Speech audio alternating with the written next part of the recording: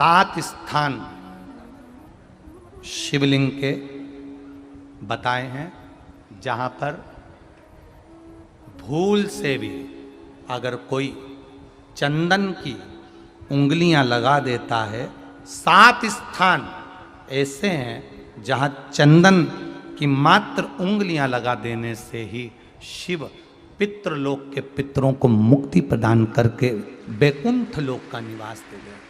सात स्थान।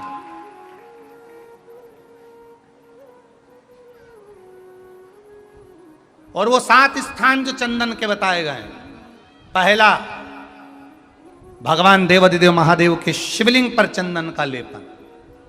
समझ लेना जरा बहुत अच्छे से।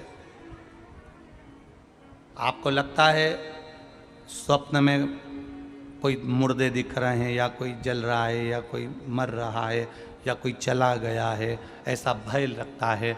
बच्चों को मानी भेजूंगी ऐसा हो जाएगा, पति को मानी भेजूंगी ऐसा हो जाएगा, कोई हमारे कोई गलत तो नहीं कर रहा है, आपको लगता है। सात स्थान चंदन के बताएं महाराज। पहला शिवलिंग,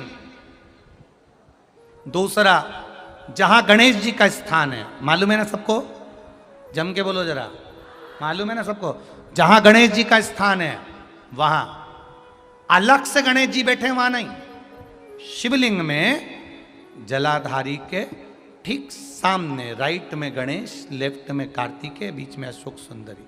तो पहला चंदन बाबा के शिवलिंग पर, दूसरा गणेश जी पर चंदन की उंगली, तीसरा षडानंद कार्तिकेय पर चंदन की उंगली, चौथा अशोक सुंदरी पर चंदन की उंगली, पांचवा जलाधारी पर चंदन की उंगली, छठा जो शिवलिंग का जल बह रहा है इसके ठीक विपरीत की ओर चंदन की उंगली, और सातवां चंदन नंदी के मस्तक के ऊपर जो दो सींग लगे रहते हैं उस पर चंदन की उंगली।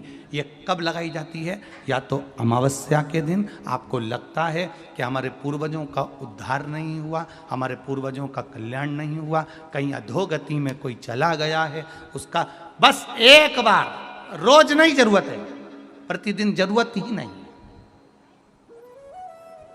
महीने में एक बार अगर अमावस्या के दिन भी आपने चंदन के थोड़ा सा चंदन अगर मेरे देवाधिदेव महादेव को सात स्थान पर समर्पित किया है। अशोक यहाँ पर वर्णन कर रही है, मैना, धन्य और कला की कथा कह रही है। तीनों ने सनकादि ऋषियों से मांगा।